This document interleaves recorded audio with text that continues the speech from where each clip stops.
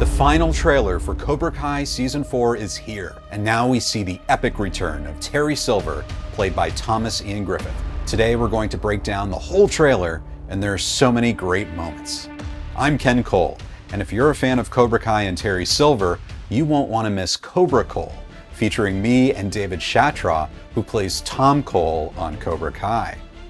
It's coming December 17th to this channel, so be sure to subscribe. Now, let's dive deep into this new full trailer for Season 4. We're going to go shot by shot, and be sure to let me know what you think in the comments. To start, Johnny's Badass Mixtape 4 plays Rock of Ages by Def Leppard to get this party going. So first we see Johnny putting on his headband in the mirror, which reminded me of a similar moment in the music video Sweep the Leg, directed by William Zabka. You should definitely check that out if you haven't seen it. Links in the description. Then we see Daniel talking with Amanda. It looks like this scene takes place soon after Daniel's fight with Kreese in Season 3, because we see the cut near Daniel's eye. He says, if Johnny and I can actually work together and win, Cobra Kai will be out of business. Amanda has an interesting, intrigued but hesitant expression. Then we see this great overhead shot of Daniel and Johnny bowing to each other on a new wood deck in Mr. Miyagi's backyard, about to teach the students of their joint dojo. It's possible that building the deck was a joint effort by all the students and senseis, and maybe an opportunity for Miyagi-type lessons in martial arts. Hey, wouldn't it be easier going back and forth? But you go circle, right the circle. Then we see all the students give a very fierce and determined ki. You really get the sense that the stakes are higher than ever. Johnny says they have to take things to the next level. We see Johnny sparring with Hawk, and Daniel sparring with Demetri. Then we get an extension of the same shot from an earlier trailer of the students meditating in Miyagi's house, with a funny reveal of Johnny trying to meditate with them at the end. We hear Johnny say, "Eagles do not respond. They swoop down and take whatever they want. First you gotta learn how to fly." Which reveals a sequence where Johnny looks like he has the students on a rooftop and is making them jump across roofs to teach them how to fly. Sam does not look happy about this. Daniel is worried about being sued, and in typical Johnny fashion, he says, "Sue me for what?" Also, John Hurwitz confirmed that this line is a reference to Rocky V, which is pretty cool. Then we have poor Demetri tied up with a cushion where Johnny's trying to toughen him with kicks. After another aerial shot of the San Fernando Valley, we have Johnny actually doing wax on, wax off, which continues the reveal of Daniel training Johnny the way Miyagi trained him. Wax on, wax off. This is fun to see and shows that the bond between Daniel and Johnny is growing. Then we have a shot of Johnny doing Miyagi's blocking techniques in the backyard, and Johnny spitting in his hand before offering it to Daniel, which goes right into that same shot from People magazine, where Daniel's holding Mr. Miyagi's Japanese sanders, and now we know Daniel's look is from the spit in Johnny's hand. Then Kreese gives a speech in the Cobra Kai dojo about how their enemies are working together and combining their styles. We see Johnny teaching Daniel his style, trying to build Daniel's strength and using hardcore techniques like blocking baseballs from a pitching machine to make Daniel tougher than ever before. Then the Cobra Kai students, including Tory and Kyler, appear surprised as they see Robby standing ready to teach them. And now we're getting to the really good stuff for me. There's a seaside shot, and we're about to see Terry Silver for the first time, but I think if you look really closely, there's a person on the beach wearing all black, and I'm wondering if that could be Terry on the beach in front of his residence that we see here. Now this is a swank modern seaside house, but it's notably different from the Ennis house, a Maya-inspired LA mansion that was Terry's house in Karate Kid 3. We don't know what's happened to Terry over the past 35 years, so it's possible he moved out of the Ennis house and into this one, or it's possible that he owns multiple houses, and the one we see here is just his beachfront pad. Then Kreese says that the only other person who knows how to teach Cobra Kai is you, and he's talking to Terry Silver. We see Terry Silver clearly for the first time since Karate Kid 3. And you'll notice that he looks very different from his appearance in Karate Kid 3. He now has silver hair, and his hair is down, not in a ponytail, with stylish glasses on top of his head. And he's got kind of a casual, wealthy, settled-in style. He has an interesting look of disbelief, almost like he's resistant to the idea of coming back to teach Cobra Kai, that he's moved on from the events of Karate Kid 3. But then we see Terry take his bare feet out of his swanky loafers as he enters the Cobra Kai dojo. And Kreese says, "Now we're talking." So maybe it took some convincing for Kreese to get Terry back into the Cobra Kai dojo. Then we get a blast of the martial arts mastery that is Terry Silver, just for a brief second, and just enough to give me chills, because Terry might be about to unleash some serious pain on his enemies. It's also a cool reminder that Thomas Ian Griffith is a real-life black belt, and we'll get to see his skills in the series. Then John Kreese laughs a very self-satisfied laugh, like everything is going according to Kreese's plan. And we hear him say, "You miss this, don't you?" In the comments, let me know what you think Terry Silver misses, what John Kreese means by that. So it's almost like Kreese is very proud of himself that he's convinced Terry to come back, that Kreese feels like he's in control. But as we've learned in my other videos, Terry Silver enjoys total control and power almost more than anything else. So John Kreese might not be as in control of the situation as he thinks he is. Then for the first time, we see John Kreese and Terry Silver standing together teaching in the Cobra Kai dojo. It's just amazing to finally see this. Then we see Terry, still with his hair down look, tell Kreese at dinner, "I just want to make sure this time we win." And Kreese doesn't look too enthusiastic. So already you get the sense that Terry's maybe telling John Kreese that if he's going to return, he wants to do things his way to make sure they win. Then we see Robby teaching the Cobra Kai students all the lessons Daniel taught Robby. And Robby says it helps to know the enemy's playbook. Robby asks Tory to show him the Miyagi wax on, wax off blocks. Show me wax on, wax off. Yes! Yes! So Robby's teaching the Cobra Kai students the secrets of Miyagi-Do karate, which means the All-Valley tournament will be insane. Then Kreese smiles at Robby approvingly. Then we see Terry Silver starting to teach Robby, as we hear him say, "Balance is crucial. If a man can't stand, he can't fight," which is a callback to the Quicksilver method in Karate Kid 3. Rule number 1, a man can't stand, he can't fight. And then he dominates Robby with a bemused expression on his face. Robby takes Terry's hand, looking dazed by Terry's skills. But it's also possible Terry's dishing out a little more full contact pain than Robby's used to. Terry Silver does have a history of teaching painful lessons. It's blood. So what?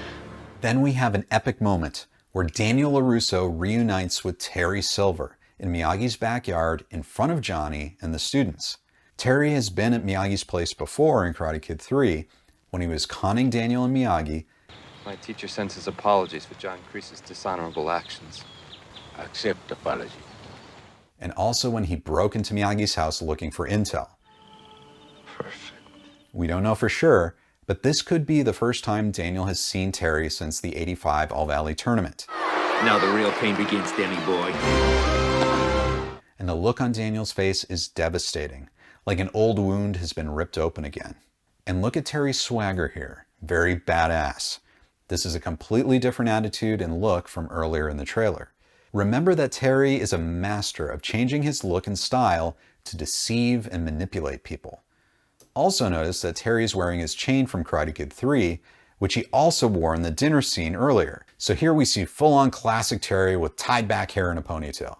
We get some flashbacks to Karate Kid 3 and Terry torturing Daniel with the Quicksilver method. Johnny's in the scene too, so this could also be the first time Johnny has ever seen Terry Silver. Mr. Lawrence, what is your relationship to this Terry Silver? Ma'am, I have no idea who that even is. Then in what looks like the same scene, we see Kreese taunting Johnny that he's just second banana to Daniel. So Kreese is trying to sow doubt in Johnny's mind. Then cut in with Daniel training Miguel, which could be a sore spot for Johnny and how much he feels responsible for Miguel. Johnny doesn't look happy to see Miguel drifting toward Daniel. Then we hear Daniel say he wants what's best for Miguel. Johnny asks, "So now you know what's best for Miguel?" So it looks like there's a power struggle between Johnny and Daniel, some disagreement, and we'll have to see if their partnership can go the distance to the tournament. Then we see what looks like shots from the prom, where Sam and Miguel are back together. But look who shows up. It's Robby with Tory. So it looks like Robby and Tory are hooking up. So everyone's in a relationship and happy now, right? Right? Somehow, I don't think so. And you never know, but Colonel Dugan and the Alpha Elite could always show up to ruin your prom.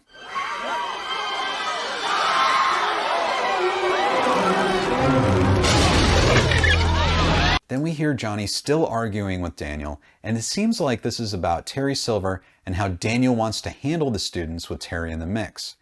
We hear Johnny say, "You circle around your whole life, wait for problems to show up on your doorstep." So it sounds like Johnny wants to take on Terry and Kreese directly, strike first, strike hard. But Daniel's trying to warn Johnny that you can't strike first with Terry Silver, he's too dangerous. Then we see this amazing shot of Terry looking fierce and evil, with almost black eyes. Then we see Daniel and Terry at the convenience store, where Daniel looks visibly shaken and angry, not quite himself. And Terry says, "You just don't want to admit there's always been a little Cobra Kai in you." The way he's hunched over, looking at Daniel, reminds me of those training scenes in Karate Kid 3. Extreme situations require extreme measures. So it looks like Terry's working on Daniel as well, and probably enjoys all the power he still holds over Daniel. Then a shot of Daniel turning and punching in anger, which makes you wonder, could this be the season where Daniel loses his way? And if he does, would Johnny step in to help him? The words "every legacy," and we see Daniel's classic gi with the bonsai tree that Mrs. Miyagi made many years ago. Hey, where'd this come from anyway? Mrs. Miyagi make long time ago. Based on the tree that Miyagi brought over from Okinawa and then planted in Devil's Cauldron. Yeah, oh God, it's beautiful. It's just like the one on the back of my gi. See, come on. And was broken by Mike Barnes. Hey, Daniel, make a wish. And replanted in Karate Kid 3. And could still be there today. Ultimately, it was Terry Silver that put Mike Barnes in a position to break that tree in Karate Kid 3. And Terry might be wanting to break that Miyagi legacy permanently this time. Then we see Sam, who's the most experienced of all the Miyagi-Do Eagle Fang students, and might go very far in the tournament. We see some more training shots, then Robby talking to Daniel in the same store as the scene with Silver, saying, "Everyone thinks their way's the only way." And he keeps talking over the next shot saying, "You, my dad, Cobra Kai." Daniel is sparring with Demetri, Johnny teaching in the garage warehouse area where Daniel was doing the push-ups earlier. Then Robby dominates his fellow students in a Cobra Kai class. And we hear his voiceover say, "The truth is, it doesn't matter which way you fight as long as it works." Daniel talks to Miyagi at his grave. Miguel is maybe getting the news that his sensei and his mom are hooking up, what every kid wants to hear. And then we see Kenny, a new character, walk down the hall and getting bullied. And then he enters Cobra Kai. And he must have some natural skills because as of season 3, Kreese was only interested in the best talent. Then Hawk and Miguel face off against Robby and Kenny, before we see Terry say, "No fighting until the tournament." So it looks like Terry has some authority in Cobra Kai, laying down some rules with Kreese watching in the background. Outside of a montage in Karate Kid 3, we've never seen Terry and Kreese teach together, so this will be interesting. Then we see Sam and Tory face off as we hear Daniel say, "We'll settle this on the mat," which isn't a normal Daniel thing to say. Then a classic shot of Terry Silver and John Kreese bowing to each other, calling back to Party time. in Karate Kid 3. Then we see Johnny and Daniel bowing to each other wearing separate Miyagi-Do and Eagle Fang gis. It seems like there could be some tension here too. Do you think they'll still be joint senseis by the tournament? Then the season 4 title card before we get an ending sequence that says, "Time to step into the future. This proposal will revolutionize the tournament." And we see the All Valley Committee voting in favor of this proposal, almost hesitantly, and we don't see Daniel on the committee this year. And then George on the All Valley Committee says, "God help us all." And remember from season 1, George was very pro-Daniel. I'm sorry, Mr. Lawrence. I don't know you, but I do know Daniel LaRusso, and if he says no, I'm with him. Thank you, George. So what's this revolutionary proposal? Let me know what you think. Some commenters have suggested that the senseis will be allowed to fight, but I'm wondering if it'll be more than that. Let me know what you think, but I have a sneaking suspicion it has something to do with Terry Silver. He did try to interfere and insert himself into tournament politics in 1985 with his donation of the permanent home of the All Valley Tournament. Will we get to see him speak again in front of a packed crowd? I've always lived my life by the rule, if you get, you give. The next shots show Daryl introducing the 51st annual All Valley Tournament, followed by a brief flash of what looks like Sam doing a form with weapons with Sai. Then we see Daryl again in a cool slow-mo shot before we see the premiere date of December 31st. And even though that seems like a long way away, on December 17th on this channel, Cobra Kai will premiere. And Cobra Kai fans will not want to miss Cobra Kai. So be sure to subscribe for all the updates and new videos as we get ready for Season 4 of Cobra Kai.